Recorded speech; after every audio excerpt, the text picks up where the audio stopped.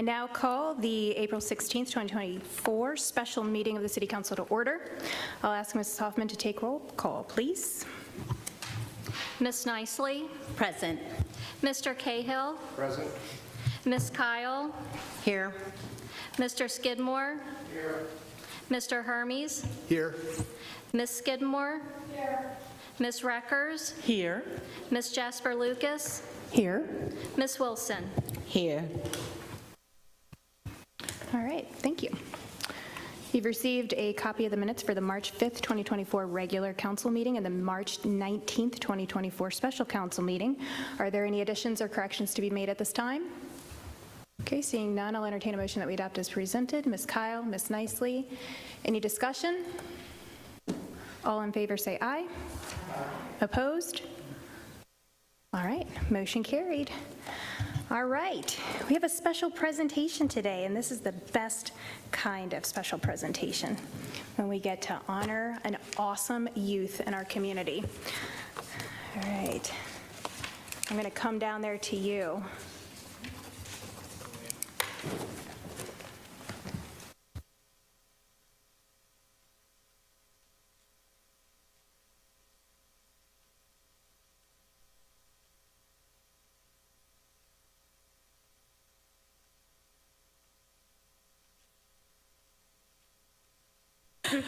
All right. Luke, do you want to take a moment just to tell who you are and why you're so incredible? Well, thank you. First off, thank you. I'm Luke Jankowski. I'm an 8th grader at St. Henry. I guess it would be Catholic school, but it's the elementary, not the high school down the road. Confusingly, they are both down the road. I am a member of our school's academic team, and I have made it to state for individual testing for the past 3 years, and have I'm gonna say led, but it's a group effort. I have led my team to qualifying to get to state this previous year. I placed 10th in the state in the social studies individual test this year, and well, that's really it. You live in Erlanger. Of course, I live in Erlanger, but I'm sorry. All right. Yeah, I'll hand it over to Mayor Fetty. Thanks, Luke. All right. So we have a proclamation for Luke today. To all to whom these presents shall come, whereas Luke Jankowski competed as an 8th grader with the St. Henry Middle School academic team at the state's Governor Cup March 8th through 11th, 2024. Luke placed 33rd out of 121 test takers in science. Luke placed 10th out of 121 test takers in social studies, which is the second time in St. Henry Middle School history. Luke was one of 10 students who met the governor and received a medal and trophy for his accomplishments. Luke competed in the individual quick recall competition. He made it to round 6 of the semifinals. The city of Erlanger congratulates Luke on his academic achievements and wishes him success in future endeavors. Now, therefore, I, Jessica Fetty, Mayor of the city of Erlanger, Kenton County, Kentucky, do hereby proclaim April 17th, 2024 to be Luke Jankowski Day in Erlanger, and do commend this observance to all of our citizens. Given under my hand and the seal of the city of Erlanger on this day, April 16th, 2024. Congratulations, Luke. Thank you very much.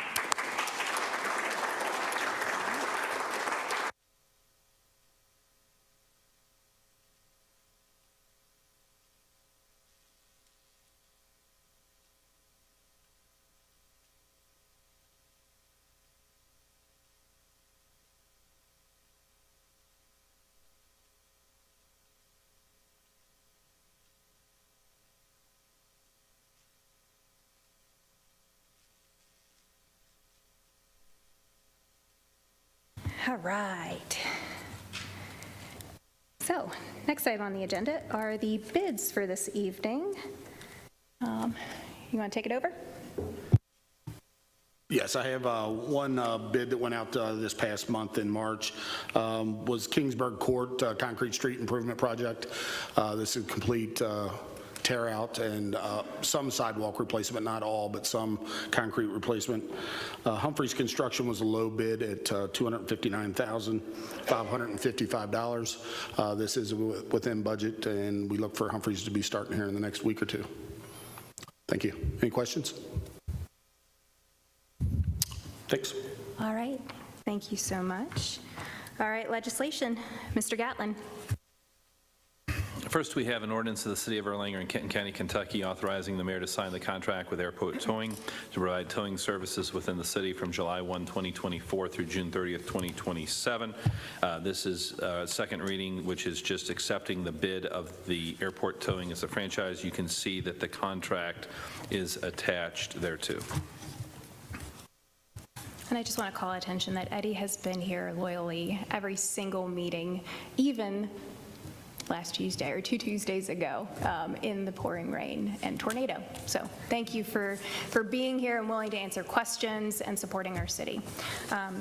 All right, so this is a second reading. Do I entertain a motion that we adopt this ordinance as read? Ms. Kyle, Ms. Wilson, is there any discussion? Okay, roll call vote, please. Ms. Kyle, Yes, ma'am. Ms. Jasper Lucas, Yes, ma'am.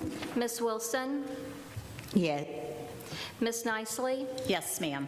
Ms. Reckers, Yes, ma'am. Mr. Skidmore, Mr. Hermes, Yes, ma'am. Mr. Cahill, Yes, ma'am. Ms. Skidmore. Yes, ma'am. All right, motion carried.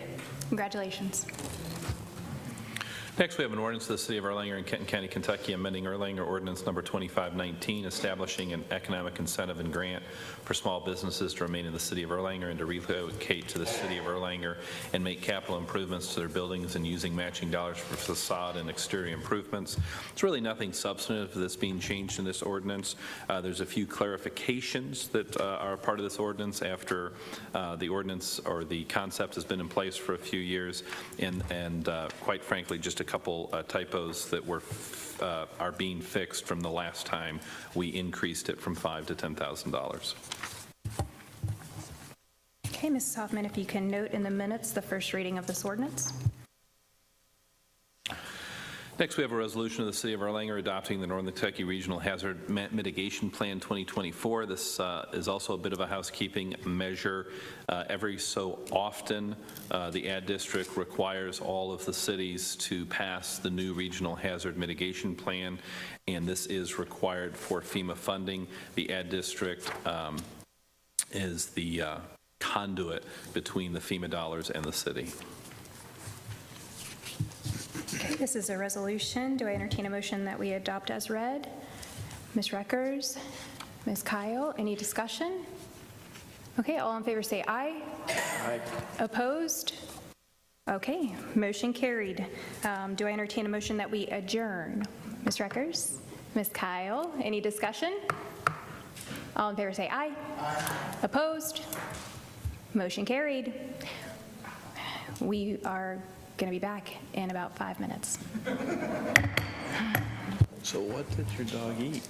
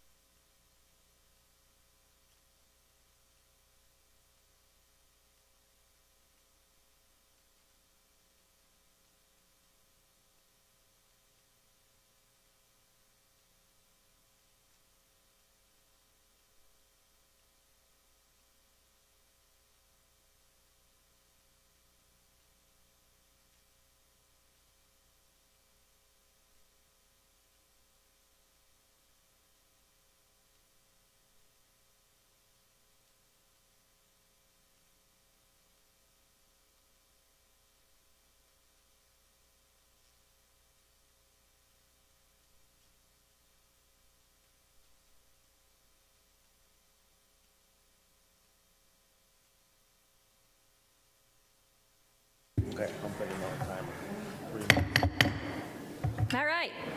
It is slightly after 7:01. So we'll go ahead and open up the City Council caucus meeting for April 16th. The first item on the agenda is comments of those other than council members, so lovingly referred to as public comment. We need to get the sign-up sheet. I think Chief is going to run and get it for me.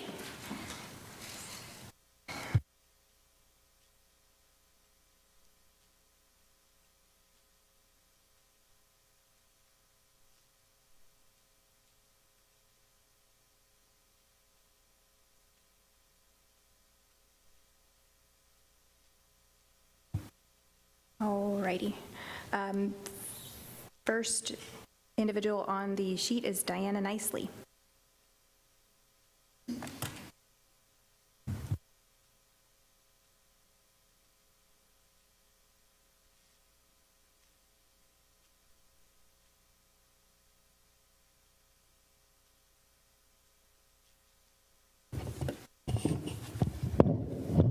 Thank you for allowing me to speak. My name is Diana Nicely. Tonight I would like to speak as a citizen involving an issue with Duke Energy and the city. The irony of this, I was standing here in the same spot 5 or so years ago when Duke was taking down the trees and putting up all the large metal poles on Riggs Avenue, making it look like an industrial area. Most of you are familiar with the area I'm talking about. The area I'm talking about tonight is the hillside on Alice Street, directly across from the railroad overpass. In full disclosure, which I love to be transparent with everyone, the 2 properties on top of the hill are owned by my dad and my brother Steve. This is a right-of-way, as is the concrete that looks like a driveway. They also contain sewer and water lines underneath them. As my understanding, this was the original Alice Street. The railroad overpass was built around 1937, and I'm assuming this was probably the time when the road was reconfigured as well. The right-of-way is the only way to property at 3315, which is my dad's residence. Many of you may have noticed the trees and vegetations have been removed. They were not removed by my family. They were removed by Duke Energy on March 28th of this year. Duke Energy had their contractor cut everything down to the stumps. My family and the city were given notice about a week prior that Duke would be trimming the trees on the bank. We had gotten word that they would be cutting them down to the stump. When we asked why, all we got was because the franchise agreement and Duke can do basically what they want to do. This is odd because over the years, Duke simply performed normal line clearance, tree trimming, and now they decided out of the blue to take all these down to the stumps. Sooner or later, this hillside is going to start slipping. Duke left the stumps that will eventually cost our city money to remove. Not only has this created an ugly eyesore for our beautiful city, but the most important part is a safety issue. Without the mature trees being there, it would be easy to back off the side or simply slide off during snow, ice, or wet conditions. Neighborhood kids have also were riding their bikes down the hill. It would cause a dangerous situation at this time. It's a matter of time before someone gets hurt or killed. My own granddaughter, when she comes up to visit, has brought her bike over there to ride at great-grandpa's driveway. Can she do that now? No, she can't. Vehicles pull down the driveway. You must back in and back out. And you can't assume you can just turn around in the grass there, nor would you want someone to always turn around in your front yard. It could be an emergency vehicle, it could be a delivery person, it could be any of us that are driving down that right-of-way that could have trouble. If it's snowy or muddy, there's no way that you could keep from sliding. This poses a liability for the city since it is city property, and at the highest point there, the drop-off runs 18 to 20 feet. This can not only affect my family, but again, anyone that is down there. You could get too close to the edge. Right now, you have to pull in and back out. The city should have had a plan in place for a fence or guardrail when they knew Duke was taking these down to the stump, which they did know in advance. My brother was told that the fence wasn't in the budget. Well, it needs to be before someone gets hurt. A four-board fence that we could install in other areas of the city seems like it would be perfect solution. Low cost, aesthetically pleasing. In other areas, we have installed them throughout the city, and mainly for looks, but I'm wrapping up. Should we as a city be able to have a better relationship with Duke Energy and be able to talk to them and see why they needed to come down? Or did the city request them to come down? As a city, we are saying Duke can do what they want to do because we sign a franchise agreement? Is this how we're always going to handle Duke? I know there's a liaison between Duke, and I think his name is Ken. Do we even approach him on these matters? I will mention this morning, the Public Works did put up an orange mesh fencing. That would keep kids from bicycles from going off, I'm pretty certain. Would it protect a car from going off or sliding? I'm not so certain. I'm not an engineer, but I don't think that it would. I'm requesting something to be done sooner than later. I do not want to have a tragedy happen before we act and have to install something sturdy and permanent as a fence or a guardrail. Now, I know before this meeting that the city beautification, this was brought up briefly, and they are looking into getting some estimates, but it shouldn't have to wait for budget. It shouldn't have to wait for months. I do not want a tragedy to happen. That could be any of us that could be driving down there in the dark or anything when you're pulling out and go off the edge. Thank you.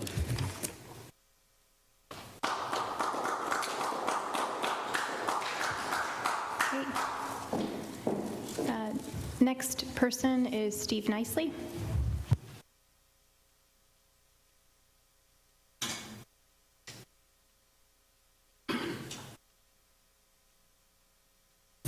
Well, Ms. Mayor, council members, my name's Steve Nicely. I live at 3319 Alice Street.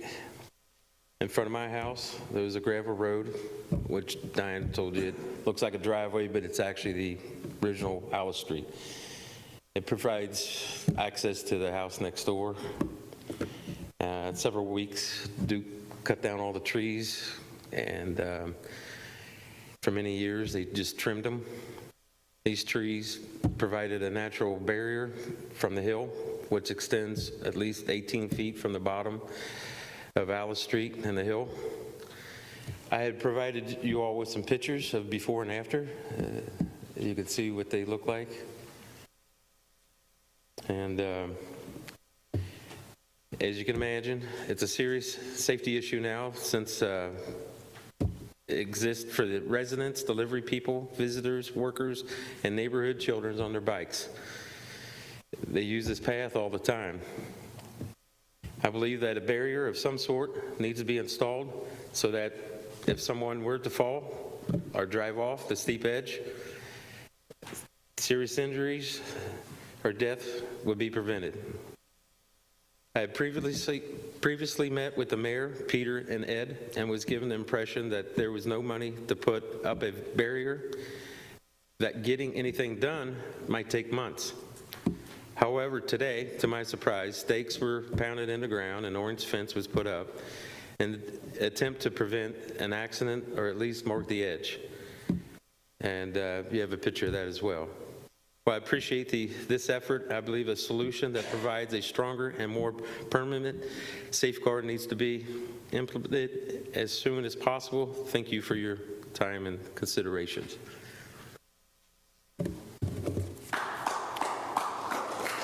Okay. Next individual on the list is Jim Perry.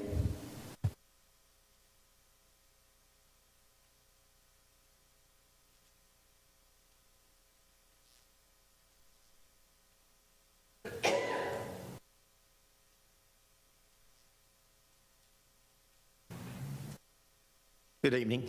I'm Jim Perry. I live at 3476 Lindenwood Drive in Erlanger. Been there 51 years. I'm very good friends with the Niceleys, and I just come here to support them because That's scary without those trees there to drive back that driveway and back up. At night, you can't see a thing out there. And I just, a substantial wall needs to be put in there. It looks like there's a mixture of blocks and everything else in that hillside that goes down from that, but anything starts slipping over, it's going to turn the cars upside down on that road, maybe cause fatality. But and there's very little places to park. There's none on Alice Street, but on the side street. And I just want to tell you, I stand with them, and I think they're correct. We need to fix that. Thank you. All right, Peter. Okay, I'll just kind of follow that up. Diane's not correct. The trees came down as to any kind of forewarning as to what we should have done ahead of time. You know, it was kind of an unplanned thing that Duke had been doing, you know, as far as the city and what we knew about it. I did meet with Diana and kind of talked about the situation and hoping that maybe once the trees came down that we could maybe do some sort of city beautification project there that would aesthetically represent the city well, still creating a barrier between the street and the property owners and so on and so forth. Once the trees came down, we met with Steve out on site, the mayor and myself. He expressed his concerns as to the safety, which he's right on, is very steep. And whereas what the vegetation was there before probably didn't really create a safety barrier, but it certainly created a visual barrier. So we met with Steve, and since then we have been going out looking at some guardrail prices so that way we could safe it up. Public Works has got 2 prices as our procurement policy calls for, 3 prices. So as soon as we get the 3rd price, you know, right now we've got a price of $22,000 and a price of $5,500 or $5,000, whatever. So we just need that 3rd price to move forward to safe that up.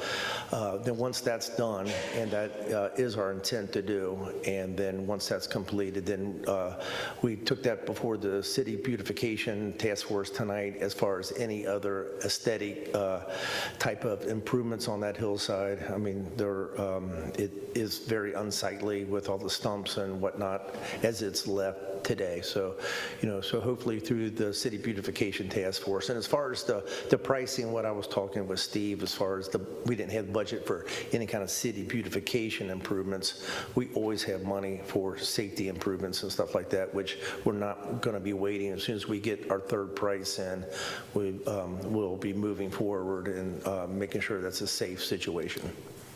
Any questions? Yeah. I do have a question too. I believe you or the mayor brought up in the City Beautification Task Force meeting that I just heard part of it, so I may not have it quoted right. There was other situations throughout the city like that. I would like to be aware if there's any other dangerous situations to someone's driveway and safety as the situation brings. Thank you. Okay. Yes. Jennifer. I'm just concerned. I have never seen where Duke needed to cut down an entire tree or trees. I know when I lived on Forest, you know, I had a lot of trees in my yard, and you know, oh, I'm sorry. It's not your fault. I knew there was an echo, but I couldn't tell where it was coming from. I know that they would, you know, put a notice on my door that said, we have to trim your trees, which they were trimmed away from the power lines, but they would never cut down. I mean, there were a lot of trees on Forest that were, you know, that were intertwined with the power lines, and they would always trim them, but I never saw where they cut anything down, and it really surprises me that these were cut down to the stump. I guess my concern is going forward, are we not notified, especially if it's on city property, where Duke is coming in and cutting down entire trees, like this on our property, not just for, the safety issue, but just visually? I wouldn't think that we would want them cutting down trees to the stump unless it was absolutely necessary. And typically, like I said, I've never seen Duke cut something down to the stump. I've only ever seen Duke trim. Okay, just to answer that real quick. So my experience is, probably have some more familiarity with that than most. I have seen them come and cut stuff completely down. It doesn't happen too often. They try to maintain the trees for the property owners while still keeping a safe situation for their users. This situation was that there's 8,000 Erlanger residents that are served by these power lines. So that's why they did come out. They did meet with the homeowner. They did talk about options. I will say, from my standpoint as the Public Works Director, now City Administrator, that Duke has done a wonderful job as far as notifying us on what they do. They don't really ever come in and have a tree trimming campaign. Now, we don't know exactly what they're going to do with every tree, nor could we ever understand that or know that. But they do come in and and Ken does a great job with letting us know what's going on and giving us the parameters where they're going to be and what they're going to be doing. But really, between trees, this is very unusual that it's on the right-of-way and that property owners are upset about trees on a right-of-way. But usually with trees on private property, they do a fantastic job meeting with the people. And you've seen a lot of trees everywhere where you think, I can't believe that they've trimmed those trees back to that degree. So you're always going to have these extreme situations, which is what this is. Because typically, how many times are we sitting here talking about Duke and cutting back vegetation? In my time here, in 6 years, we've never had a conversation. So it happens on a yearly basis, and it comes and goes with no issue other than this. Are we asking Duke to contribute anything toward the fencing, given the potential hazard this creates? We haven't, because we have had meetings with them lately, and they have contributed over $25,000 to the city and other grant programs and stuff like that. So I think they've been very generous with us lately, and they've always come through with, like when we talk about rigs, and they pay for all the plantings along rigs. They've given us grant money for plantings at Flagship, at their substation on rigs, and now they've given us $25,000 grant for our Erlanger Road Park. So anyway, so they do a good job of funneling money our way and help offset some of these costs. So I haven't really thought about, going back to them and saying, hey, and hold them more accountable as far as the cleanup and the removal of the stumps and things like that. That's why I took it to the City Beautification Task Force.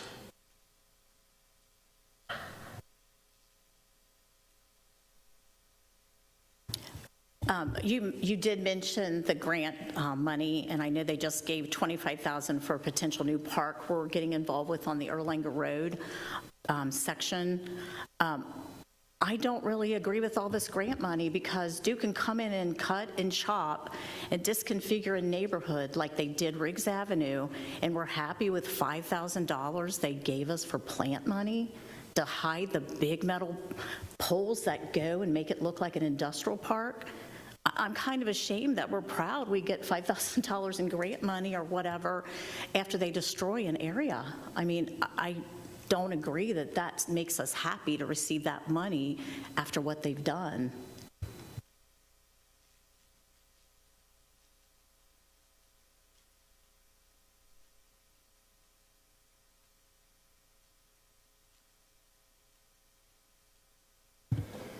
Any other questions? Ms. Kyle? I have a comment, and it's not a favorable one for Duke. And I don't have any anxiety or no anger towards Duke, but in our case this year, when they came in the neighborhood, we got the notice a week later. like I said, I didn't care because I wanted my trees to be trimmed along power lines, but I'm just saying that sometimes, different neighborhoods might fall through the cracks where maybe they didn't exactly follow through. And I mean, I'm glad that they donated $25,000 towards the new park, but still, I guess when you have a big outfit like that, some stuff just falls through the cracks. Well, in this situation, they were notified back in December that this was going to take place. And that's from Duke, Ken Muth. We did meet with him. We had multiple conversations with Ken about the situation. And they did say they were cutting them down to the very root? They were cutting them down. Okay. And a lot of it was honeysuckle, an invasive species anyways. So it was actually a good thing that a lot of this rubbish was kind of moving along. And in reality, that wasn't going to hold back a car. Honeysuckle, and it's a visual barrier, exactly what Peter said. It's a visual barrier, but it certainly wasn't going to be used as a safety barrier. Yeah, I know what you mean, because we had that same tree in our side yard, and we had to cut them down, and they were quite big. I mean, they just get really, really bad. So we had them in our side yard, and that's what, we would have been glad if Duke would have cut them down all the way, so we didn't have to. All right, if there's no other questions, we're going to go ahead. I have one. There was more than just honeysuckle there. As you can look in your pictures, there's stumps. There was a lot of sturdy cedar trees that were there planted. So it was more than just honeysuckle that grew on that hillside. All right, any other questions? We're beyond public comment. All right. We are beyond public comment at this point. All right, next item on the agenda. If there's no other council comments, we're going to move on. We're going to move on. We are beyond public comment at this point. We're going to move on at this point. Okay, the next item on the agenda for discussion is medicinal cannabis. I am going to turn the conversation over. There's a presentation. We have Sharmali Reddy from Planning and Development Services of Canton County here. We also have Dr. Mike Reeser here as a follow-up conversation after Sharmali is finished with her presentation to kind of start talking about the piece of legislation that has passed last session that will be going into effect next January. So Sharmali will be able to help us understand it fully. Thank you so much for being here. If you can hit the button. Thank you. All right. Just testing my technology here a little bit. Thank you all for having me. I am going to do a brief presentation on the medical cannabis legislation, but before we begin, I just wanted to let you know that we PDS do not have a position one way or the other on medical cannabis. We're simply here to help you through the process and where you need to get to at the end of this year. So as Mayor Fetty mentioned, there were some state legislation that was passed last year to legalize medicinal cannabis. So this is simply for medical purposes. It is not recreational, but there was legislation passed in 2023 to allow for the administration of medical cannabis. So there's a couple things that come into play when we're talking about medical cannabis. One is the state statute, the KRS, that was the bill that was legalized last year, and then there were also some modifications made to that bill this session, which actually ended yesterday and is still in the 10-day veto period for the governor. House Bill 829 was passed, and actually thanks to KLC's advocacy for cities, there are some good provisions that give our local jurisdictions some time to adopt regulations to deal with these uses. There's also administrative regulations, and these are passed by the Cabinet for Family and Health Services that will administer the whole medical cannabis program. So there were 10 administrative regulations that were passed that also come into play as we deal with medical cannabis. So again, a lot around this use per se. So it's heavily regulated, and I'm not going to get into the details of what the state and how they are going to regulate medical cannabis, but any physician or nurse practitioner that can prescribe it will have to be licensed. Any person that wants to use it will have to have a card, would have to be a card holder through the state. Any business that wants to produce or cultivate or sell medical marijuana will have to have a license. So it's going to be extremely heavily regulated at the state level. But the law still allows local governments to require certain things. So House Bill 829, before it was passed, had the original bill had a effective date of January 1st, 2025. So it basically said by January 1st of 2025, the state would start issuing licenses for medical cannabis. House Bill 829 modified that, and this is the bill that was just passed in the last 2 days of session. It basically says that the cabinet will start issuing licenses ahead of that January 1st, 2025 timeline, because they want product available and ready for sale starting January 1st, 2025. However, the provision that KLC advocated for on behalf of cities, it gives cities still the time until January 1st, 2025 to enact any kind of regulations.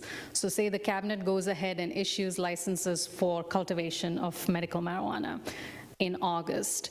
Those businesses will still be subject to any regulations that the city passes so long as it's done before January 1st of 2025.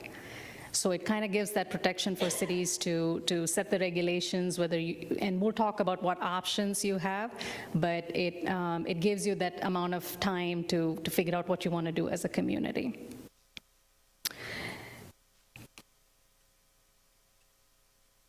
So there's a couple things that the KRS specifies. It is that the requirements that local governments will have, it cannot be less restrictive than what the state requires or the administrative regulations.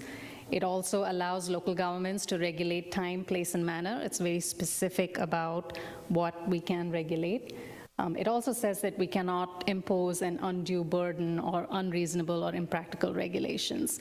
But all of this just in light of the fact that we still can institute certain regulations. We just have to be careful about not conflicting with state regulations and administrative regulations. The one important thing to point out is that local jurisdictions will not have the ability to regulate the use of medical cannabis by a cardholder.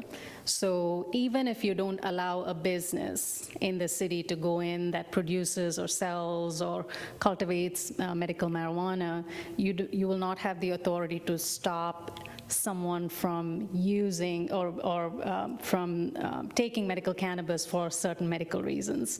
And Dr. Reese is going to talk about those specific medical conditions. But so you can, again, regulate the business and whether that business is located within the city of Erlanger, but you will not have the ability to say that somebody cannot be prescribed medical cannabis because of a certain medical condition. So you will still have people that, as long as they get their card and they are prescribed it by a physician, they'll still be able to take that. The other thing to point out is that this law requires all cannabis businesses to be in a completely enclosed building. So when we talk about cultivation, a lot of times, we think about agriculture and agricultural land, and this bill is a little bit different, and it says all cannabis businesses have to be in an entirely enclosed building. So we'll talk about the types of uses that you might see, and in certain zones where they might be appropriate, we'll talk about that. But it's just something to keep in mind as we talk about this use. Okay, so the options that local governments have when it comes to medical cannabis. The first option is you can say, yes, we want to allow this use in our city in certain zones, and you can adopt zoning regulations that stipulate time, place, and manner of those uses. There is no option for somebody to appeal that decision besides the usual zoning point of view. But that is your first option. That is your one option. Your second option is to completely prohibit the use. So this is a little different from what we see typically in state statute and zoning. We don't typically see the state statute saying cities, you cannot allow a certain use. You have the right to not allow a certain use. Those decisions are usually made at the local level, but in this bill, you have the right to say you don't want to see any medical cannabis businesses within the city, and so you want to entirely prohibit it. That is completely within your purview to do that. Now, the only thing related to that to know is that it does allow for a petition process should a resident or a business in the city want to appeal that decision that you have made.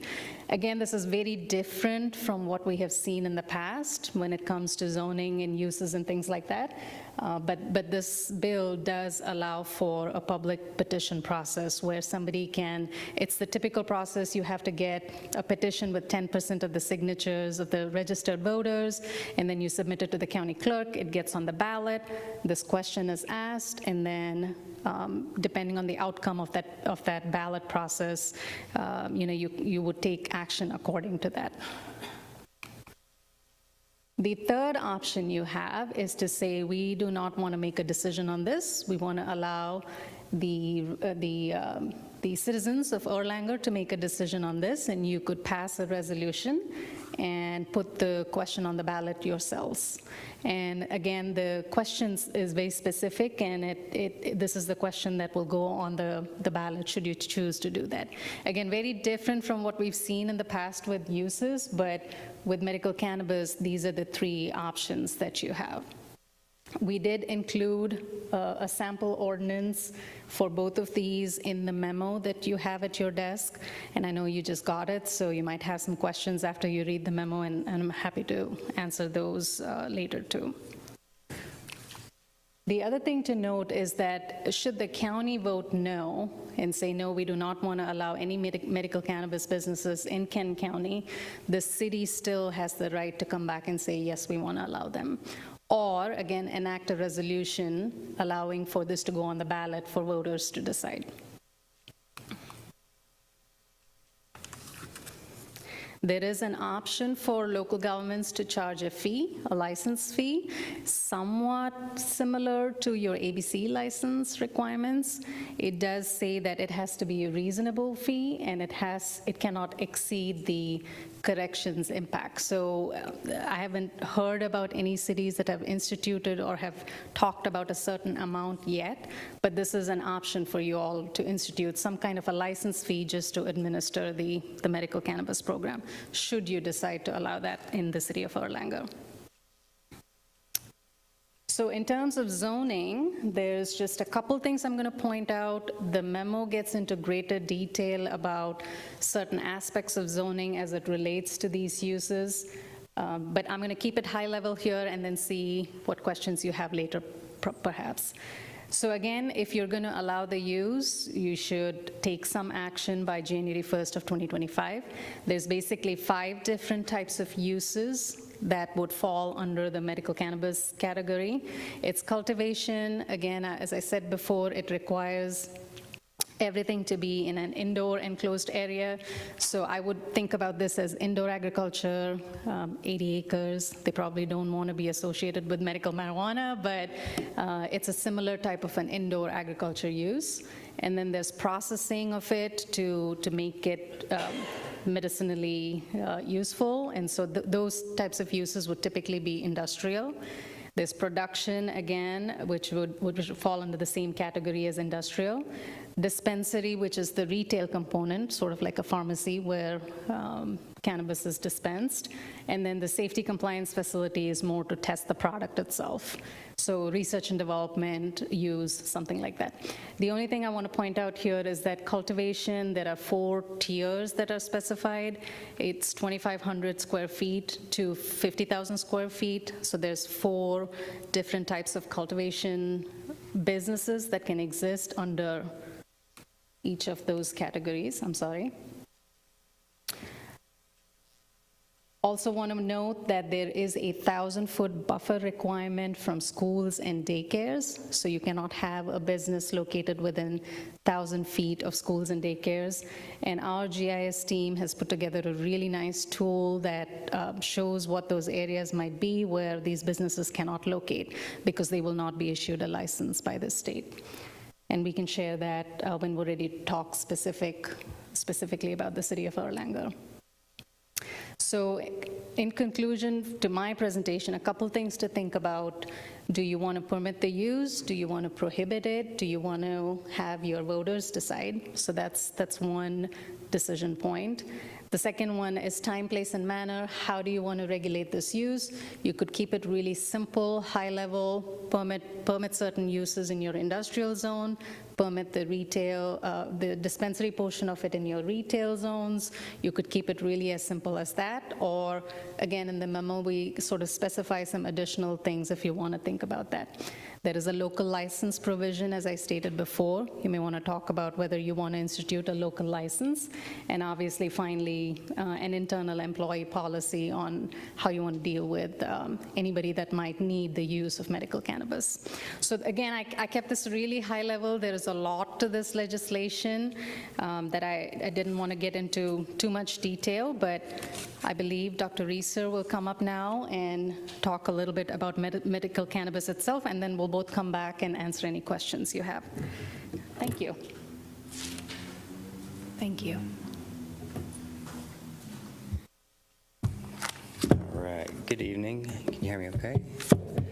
All right. As mentioned, my name is Dr. Reeser. I'm a local psychologist here in Erlanger. I have a private practice here just down the street on Erlanger Road. I have a kind of a unique background that kind of brings me here today. My background started in military, and then I was in local law enforcement here in Western Kentucky. And in that field, I was a drug recognition expert as well. Obviously, working with traumatized populations and doing the job itself kind of led me to specialize in PTSD treatment, which happens to be one of the qualifying diagnoses for cannabis use. The other ones, which are not necessarily my field, are epilepsy, multiple sclerosis, chronic nausea and vomiting, cancer, severe pain issues, and of course PTSD. So I come here more knowledgeable on the PTSD side of things. And whenever I kind of think about cannabis, I know that the law has already kind of been dictated that it's going to be able to be used here in Kentucky, but as far as what your city wants to do with that, I'm kind of in support in the sense that our traumatized populations have a limited access to various tools to help them medicinally on this topic. I kind of frame this within the context of comparison with other medical interventions that are currently being used. We've all heard of some of the top ones like Zoloft, Lexapro, Wellbutrin, Xanax, a couple of the common ones that I'm seeing as far as in my office whenever I'm working with PTSD and whatnot. A lot of the side effects with these, you've all heard like the commercials on that where they kind of go silent at the end and say may cause drowsiness, dizziness, dry mouth. Some of them even are associated with increasing suicidality, which is oftentimes very highly rated on causes of death with this population. Whenever we kind of look at some of those things, I also think withdrawal is important. Hey, what happens whenever our people are taking these medications and then they want to come off of these medications? A lot of these other medications that I mentioned here have some pretty significant withdrawal symptoms. Some of them are flu-like symptoms, dizziness, vertigo. You can even have hallucinations, seizures that are attached to some of these other substances. If we were to kind of look at cannabis as an alternative medical intervention for this, comparatively speaking, the lethality of cannabis is significantly lower than some of these other substances. I think in one study that I found, Tylenol had a higher correlation with death-related overdose than cannabis has. Again, some of these other substances are highly rated depending on the substance, and I can get that data for you. I'm here more as a local resource for you for if you have questions on this topic. I can get that information from you and kind of filter it to you from my perspective and my background and give you guys some additional information on this topic and to facilitate whatever decision you guys are looking to make there. So if you have any questions, write them down. I'll kind of hang out for a little bit, and I'll take those and do the best I can to answer them for you. All right. Thank you. Do you have any questions for Sharmali or Dr. Reeser on this topic? I know this is the first time that this has come to this council, especially with the closing of session on Monday. Ms. Jasper Lucas? I don't have any questions, but I do have some comments, but I don't want to take away from questions. Okay. Does anybody have questions before we take comments? Tyson? I have some questions just out of lack of knowledge of the medicinal cannabis.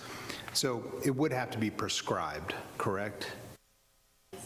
And I think what you touched on here, Sharmali, the employee policy, I mean, that is very serious, and that is really in our hands to figure out. Is it, and I guess this is probably more toward Dr. Reeser, and maybe I can talk to you afterward, but, can someone who's taking medicinal cannabis, can they function at work? If anybody else If you is want to come interested. to the podium to answer the question. And just like as he's walking up here, I have asked Ms. Kramer to start looking into HR policies of other states and other cities that have already adopted either recreation or medicinal cannabis to try and figure out how are other people handling this successfully. And if you want to talk to medicinal cannabis and the impact. Absolutely. I think that, again, I think a comparative association here is really important. There are other substances that are going to be prescribed that would say things like, do not operate heavy machinery and may cause drowsiness and things like that. So these are going to be the same things that we're going to take into consideration when using this substance. Again, the amount, some CBDs are going to be different as far as psychoactive effects. They have more trace amounts of THC, which is the psychoactive component of cannabis. So they're not going to cause an intoxicating effect the same way that, say, something that is more geared towards, THC itself, if that makes sense. Yeah. Mm-hmm. Yes, ma'am. In what form will this be dispensed? So that's going to be governed by the state, from my understanding. I think Sharmali can answer that question better than I can. I just want to make a quick comment. I'm sorry.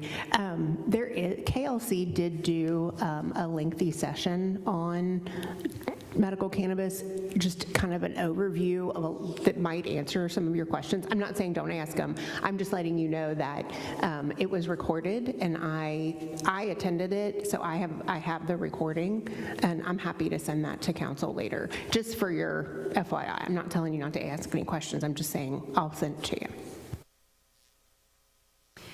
I'm not finding the section right away, but I know it specifically prohibits the smoking of medical cannabis. It expressly says that, but edibles and some other forms are permitted in the law, but it does have to be prescribed.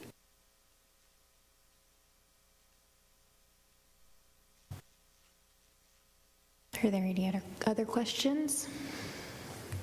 I do have one question as well, too. What if somebody still takes it in whatever form and they get behind the wheel of a car? Are they going to be under the influence when it comes to a police officer pulling them over, or is that something you can answer, or maybe the chief? I think my DRE background will kind of speak to this, and as far as any intoxicating substance, doesn't matter whether it's cannabis or paint or glue, if they're intoxicated while driving, they're going to be able to be charged under KRS.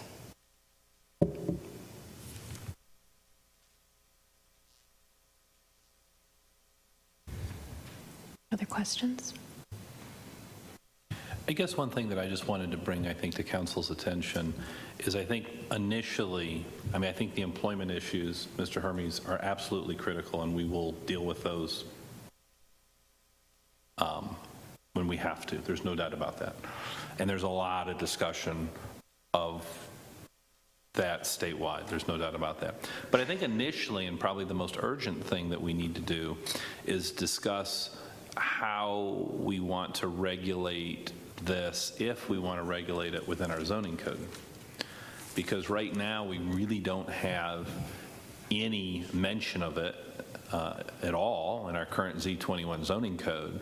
So I think at a minimum, we probably need to address the zones that we would want if we want the different levels. And I think from a practical timing perspective, and Charmalee, I'll let you jump on that, the shot clock's ticking on that, because we would have to pass a resolution as a council.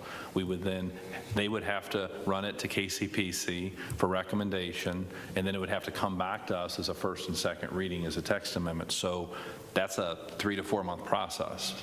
Yep, that's a great point, and that would be our next step with you all, should you choose to want to explore allowing the use within the city, is to develop some kind of regulations, some recommendations on what zones this might be appropriate in, and then go through the zoning process. The other thing to remember, though, also from a timing standpoint, even though you have until January 1st, you really want to get it done probably sooner than that, because if somebody does wish to appeal your process in some capacity, that they're able to do that through the ballot process. The other thing I also wanted to mention is, in an ideal world, what we would like to do is for our cities to express their opinions on what they want to do, and we be able to take one text amendment to the Planning Commission and have a public hearing on it versus 20 different public hearings, one for each jurisdiction, which we will happily do if that's what's required. But just for the sake of efficiency, it would be nice to know where your minds are at, so that we can coordinate some of this effort countywide. Yeah, we've had this as a topic of conversation at the Kenton County Mayor's Group meeting 2 times now, and it'll be on for this coming Saturday. But making sure that we are trying to be consistent across Kenton County. So, if we could do this right this time and set a precedent for future decision-making where we're, unified. You're not going down Dixie Highway and you're jumping from one rule to the next rule to the next rule. It would make it a lot simpler for all of our residents and our business owners if they had some consistency in at least Kenton County. In an ideal world, it would be Kenton County, Campbell County, and Boone County, and all northern Kentucky would be really unified on this front and make it a lot easier for everybody involved. So I know that this presentation that Charmalee has put together, we're the first stop. So the next is, it's going to be determined on Saturday, I would assume, whether it's Independence or Covington. We're just the first stop, and every council in Kenton County is going to have the same type of conversation.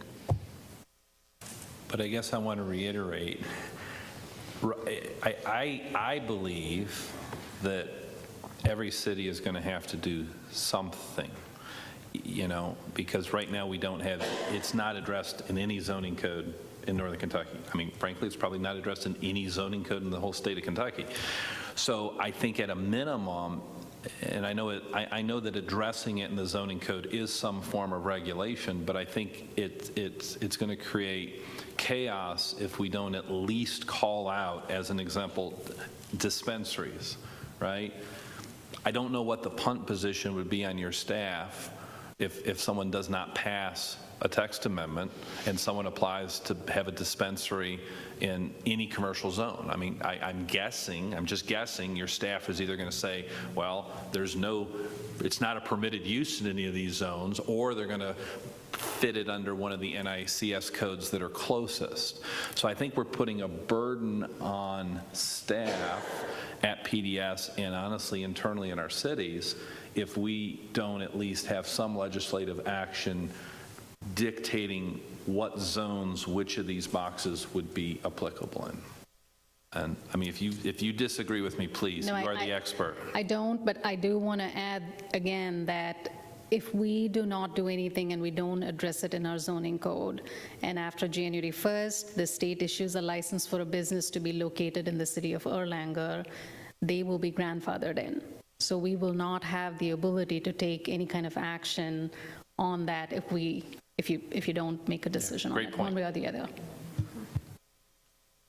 Mr. Hermes? Yeah, thank you.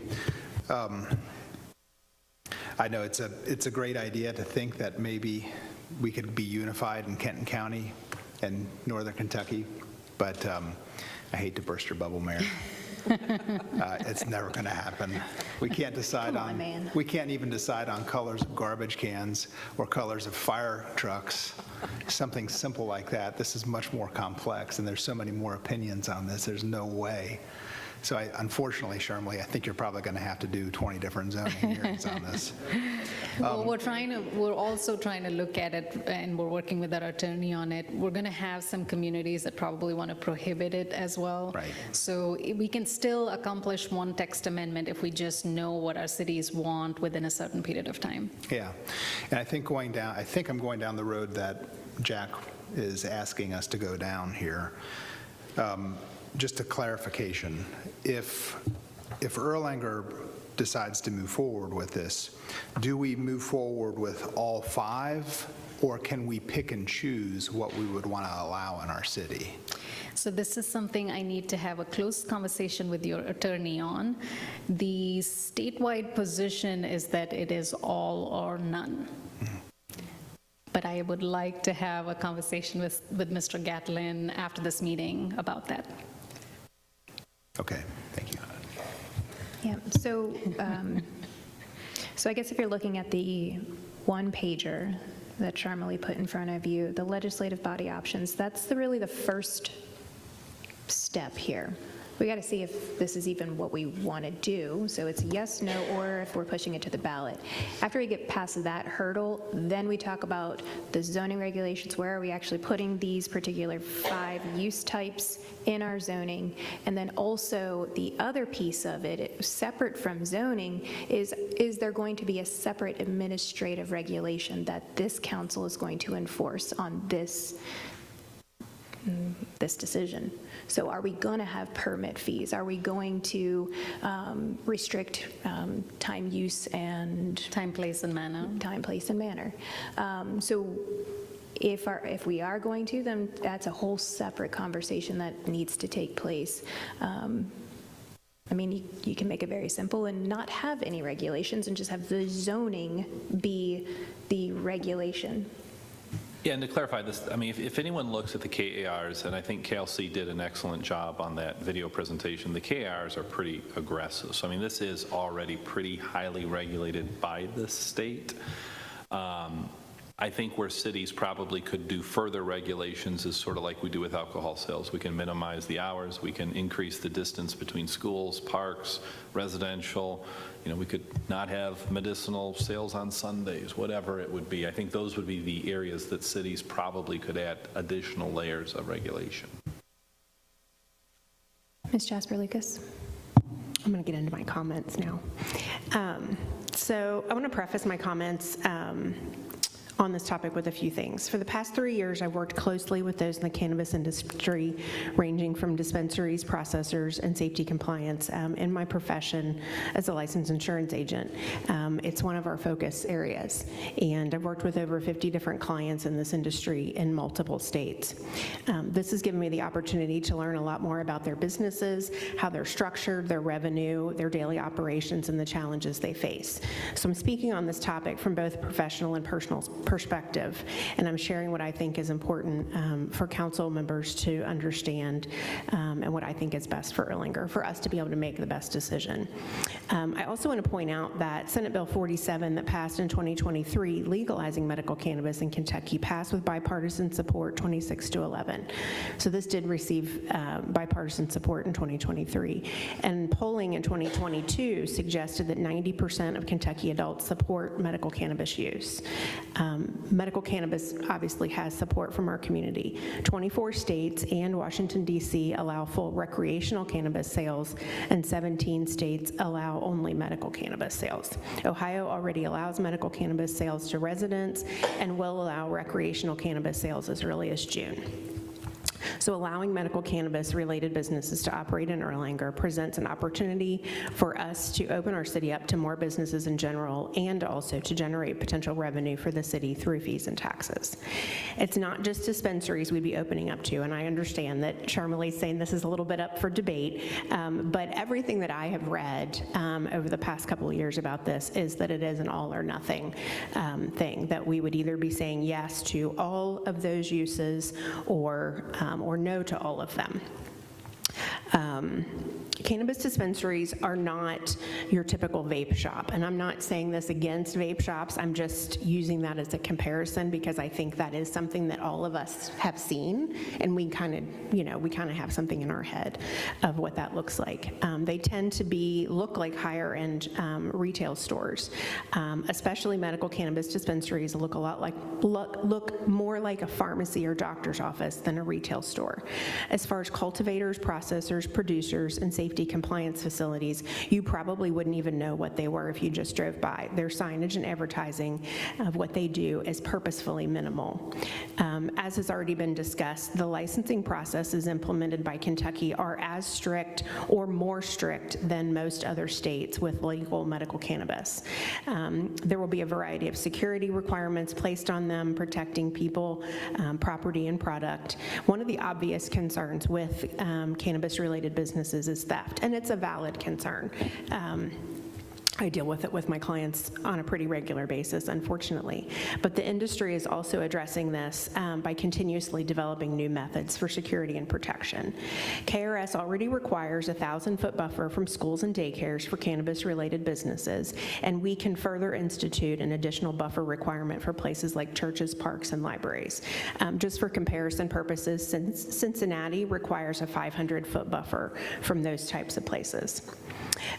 We have space available for all types of cannabis businesses throughout Erlanger, and if we say no, the businesses will locate elsewhere, and we will miss out on potential revenue that they could bring, and we open ourselves up to an override of our ban by voters.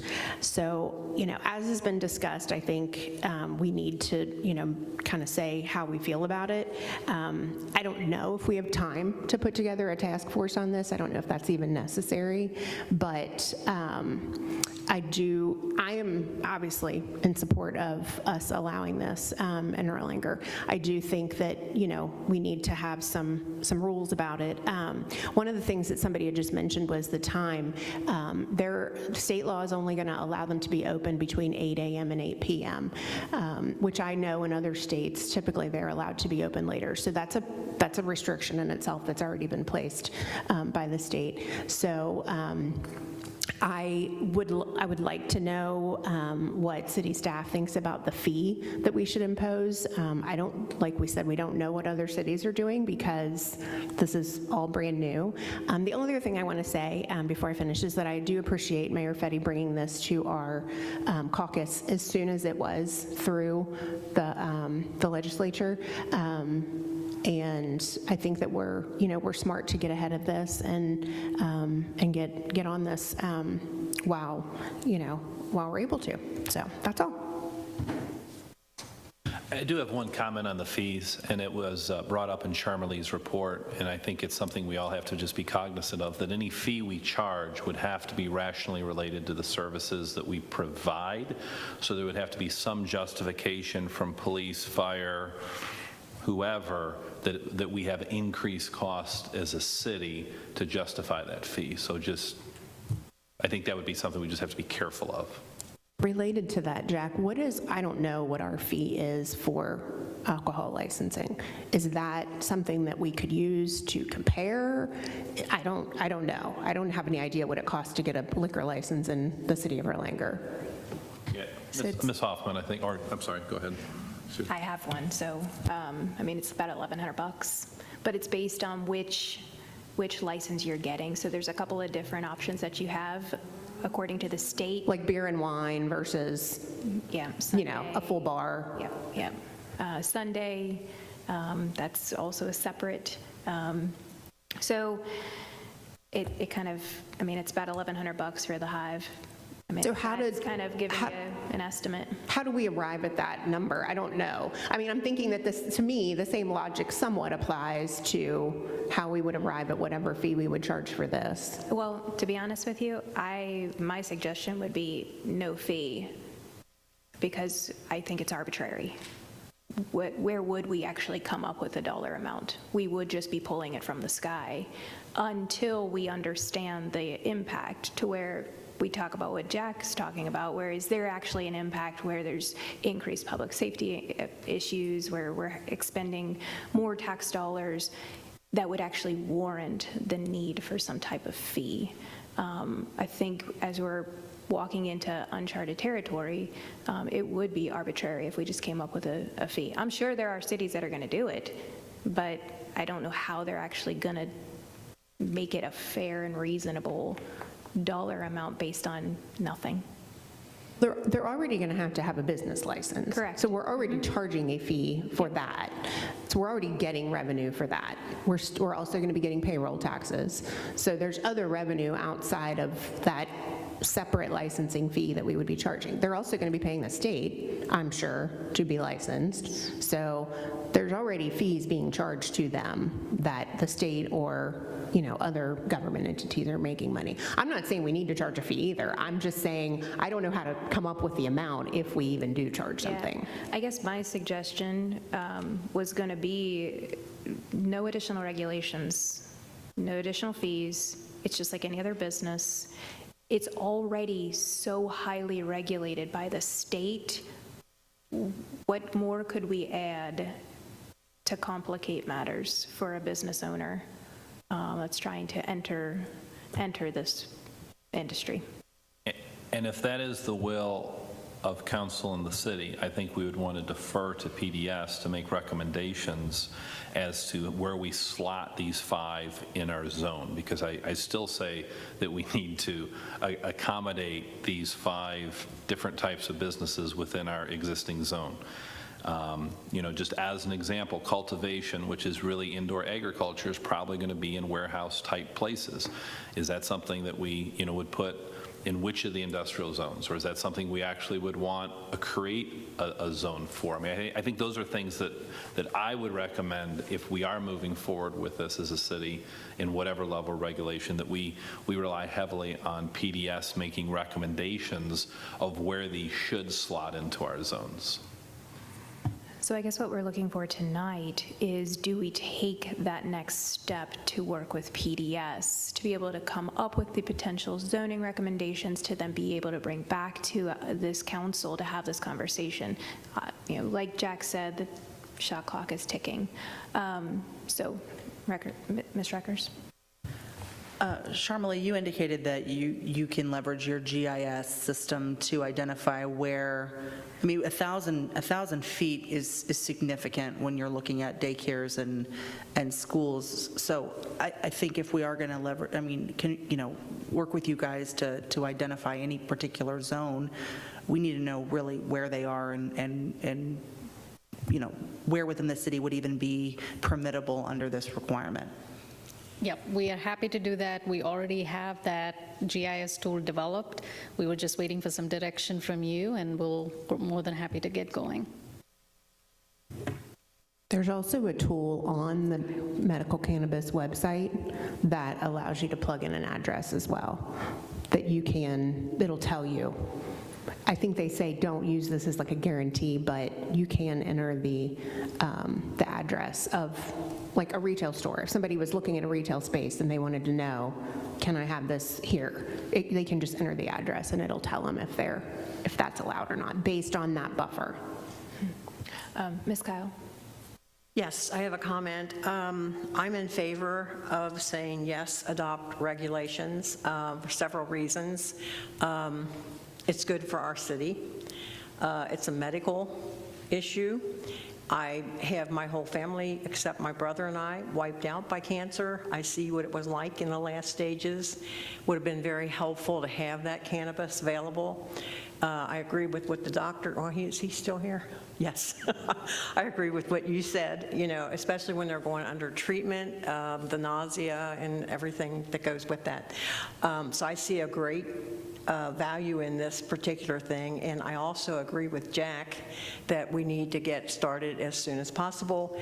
And PDS, it would be great if they could help us with the, the locations of these places, but I think it's a win-win situation. All right, so we have one yes.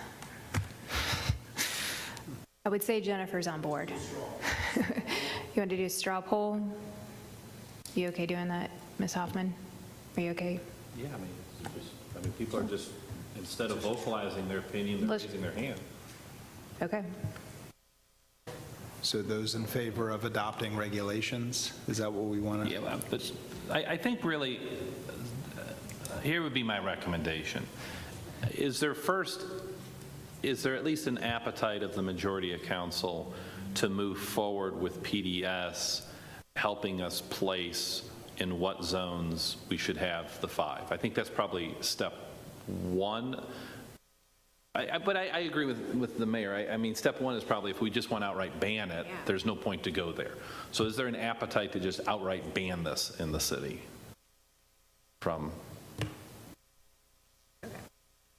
Because again, as Charmalee educated me tonight, there are at least 2 cities in Kenton County that are already looking to ban it. So that is a position that's out there.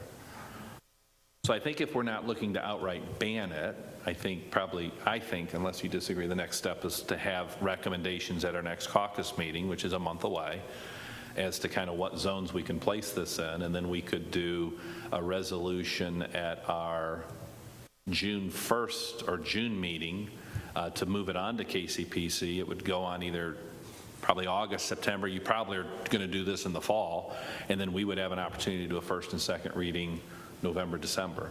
I mean, unfortunately, we are kind of on that short of a time frame on this, through no fault of anyone. I mean, it's just the laws. We all knew that the law was going to evolve quite a bit from what happened last year. So is there an appetite on council to at least move forward with PDS? It seems like we at least have a majority. All right. Cool. Awesome. Any other questions, comments? All right. Thank you very much for the very in-depth analysis. All right. Next on for discussion is the Kentucky Open Meetings Act. We actually have a representative from KLC today. Megan, if you'd like to come up.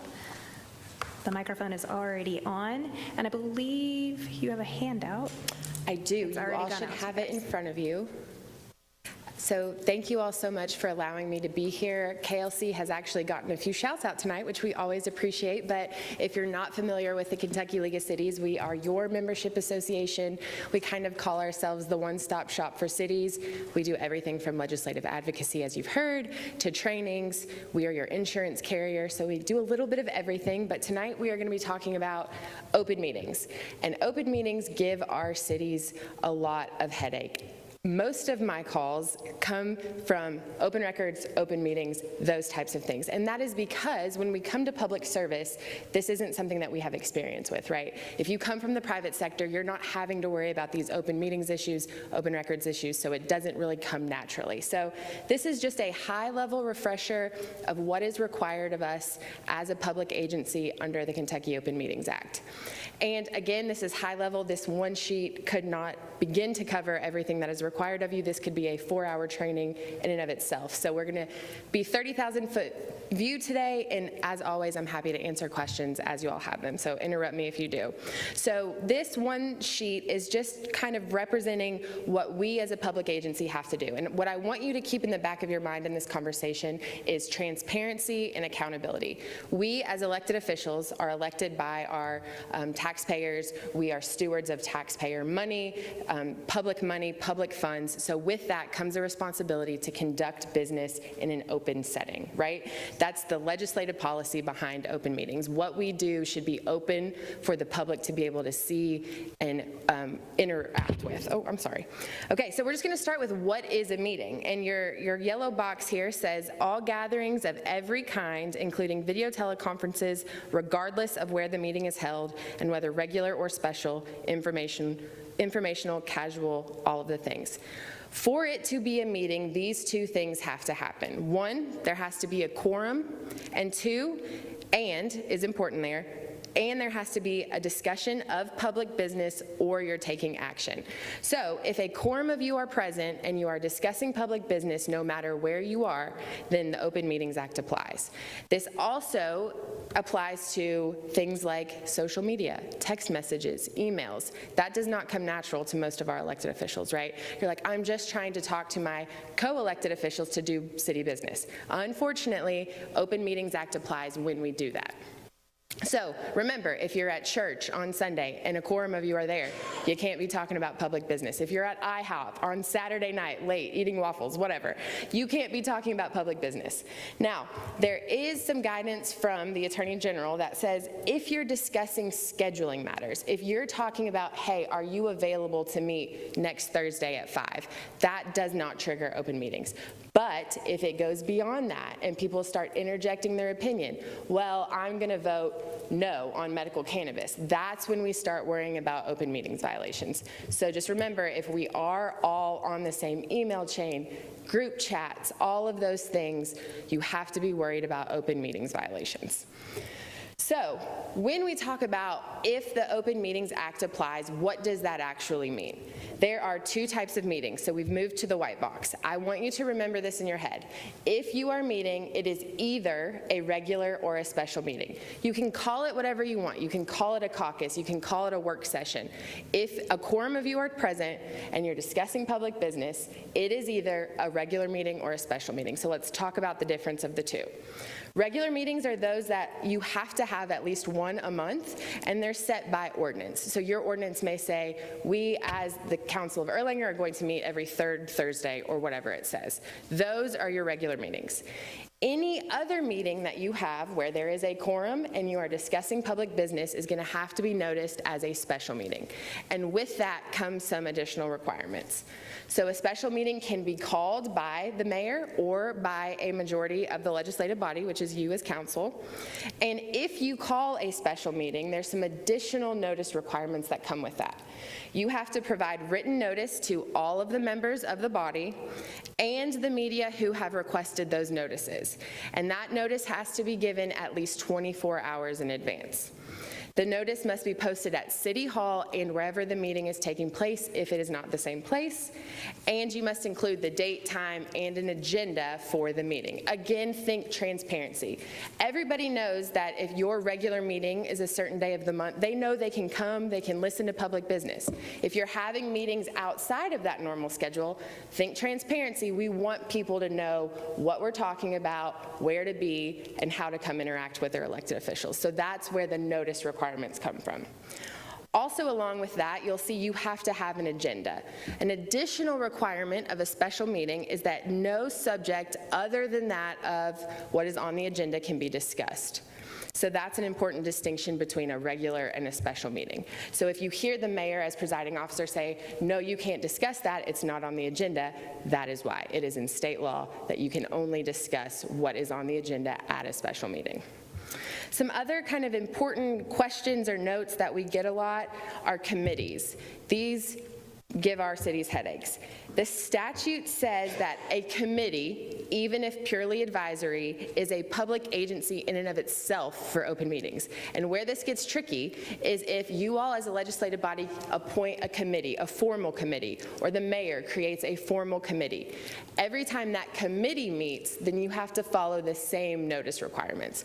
So a lot of people think, well, we're going to appoint a budget committee of 3 council members. That's not a quorum. We don't have to notice it, right? Wrong, because now the committee is a public agency of itself. So if 2 of the 3 are meeting, those notice requirements apply.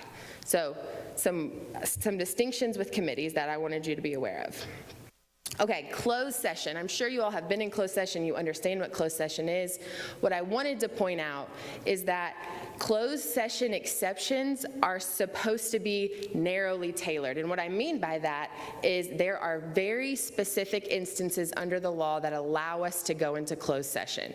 When we go beyond that, we potentially could be creating an open meetings violation. So what I like to tell my elected officials, if you go into a closed session and you hear the words, while we're back here, just cut it off, right? You're probably going to commit an open meetings violation because when you go into closed session, you have to announce under what statutory authority you are going into closed session. So those are some important things. There's a whole laundry list of reasons that you can go into closed session. That's not the point of this discussion, but I wanted you to be aware that there are specific statutory exceptions that allow you to go into closed session. Another thing I wanted to point out after the height of COVID is video teleconferencing. This has become more popular with our cities, and there is a statute that allows you all to meet virtually. However, if you decide to do that, there are certain statutory requirements that come along. So we're down in the yellow box. You have to put on the notice that it is going to be a video teleconference. Also, you have to provide the public a way to view the meeting electronically, and if you are attending the video teleconference, you must be seen and heard at all times. So we got to turn those cameras on the entire time that we're participating in the meeting. Also, if 2 or more of you all are video teleconferencing in from the same physical location, that physical location must be open to the public. So if you are a husband and a wife and you're in the same house, be cautious about attending a virtual teleconference because suddenly your house becomes a physical location, right? We don't want that. Now, if some of you are here, then this can become the physical location. So there is a distinction that if 2 or more are at the same place, then that must be open to the public. Again, transparency. So there is an exception that if you change a regular meeting to a video teleconference, so say the weather is bad or for whatever reason you decide to do that, it can stay a regular meeting, and that's important because, again, we don't have to stick to what's on the agenda, if notice provisions are followed. So that normally is the 24 hours. So if you know that there's a big snowstorm coming, you can put that 24-hour notice out to say, we're going to attend virtually, here's a link where you can watch, you all turn your cameras on, and you can go on about business as usual. Okay, so now that we know what a meeting is, the types of meetings, let's talk about what that actually means, what is required of us under open meetings. So all the law says is when we are noticing these as open meetings, obviously the public can attend, right? Minutes have to accurately reflect any action that's taken or votes that's taken. You all are doing roll call votes, so she's going to take your minutes and she's going to put how you voted, and then you're going to vote to approve those minutes, right? Those are all statutory requirements. And the news media is always allowed to attend an open meeting, and we get this question a lot, are we required to allow recording? If I bring my phone in here and I want to Facebook Live it, or if I want to video it, do we have to allow it? And the Attorney General has said yes, as long as it is not disruptive. If it gets disruptive, the city has the ability to ask the person to stop recording or to leave or do anything that's required to get reins back of the meeting. Okay, again, as I said, emails, text messages, and social media, this also applies. So I also like to tell my elected officials, the reply all button is not your friend, okay?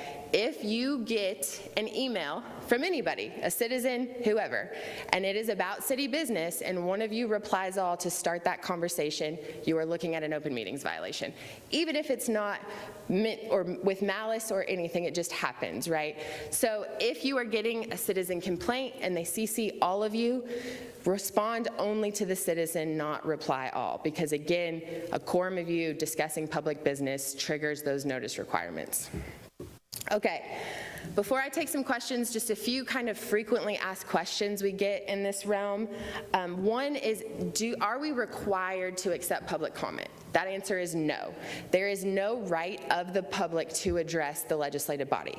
If you decide to allow public comment, which you all do, I just saw, then you have the ability to place restrictions such as you're required to sign up, which you all do, a time limit, which you all do. So it is not required. So if a citizen comes and and you decide not to allow public comment, just know that that is totally okay and under your authority to do. Okay, another thing I wanted to bring up is the act also prohibits less than quorum meetings, a series of less than quorum meetings to evade the act. So if you're like me and you're like, well, I can do math, I'm just going to meet with 2 people over here, and then I'm going to go meet with these 2 people over here, and then those 2 people are going to talk. We never had a quorum, right? But it's still under the act. If you're attempting to evade these notice requirements, it could still be an open meetings violation. Your head probably hurts and you're like, I can't talk to anybody about anything, right? That's not true. What we want is you all to talk about public business in an open setting where the public is allowed to be. And that's, again, because of transparency and accountability. So that's my spiel. I'm sure you all have questions, and I'm happy to answer them if you do.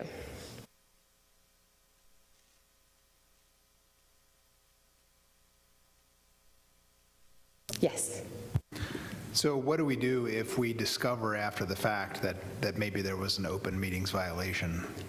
So that's a great question. If you took action, then I would suggest convening in a legal meeting and retaking action.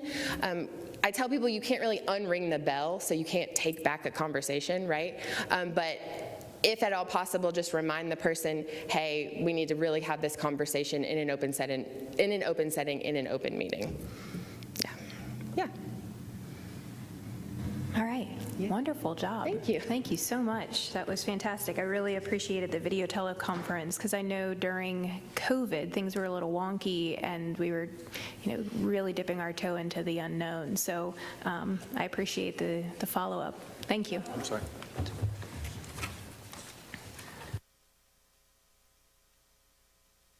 All right. The next item on the agenda is the hotel guest registry. Mr. Gatlin.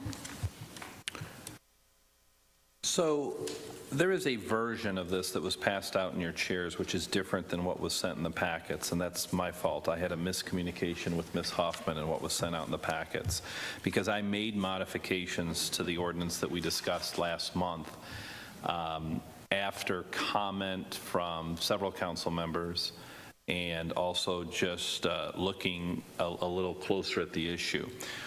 The main change is to absolutely make sure that we are in compliance with that Supreme Court case out of California, which really didn't have an issue with hotel registries. It had an issue with how the city of Los Angeles or Los Angeles County, I don't remember which one it was.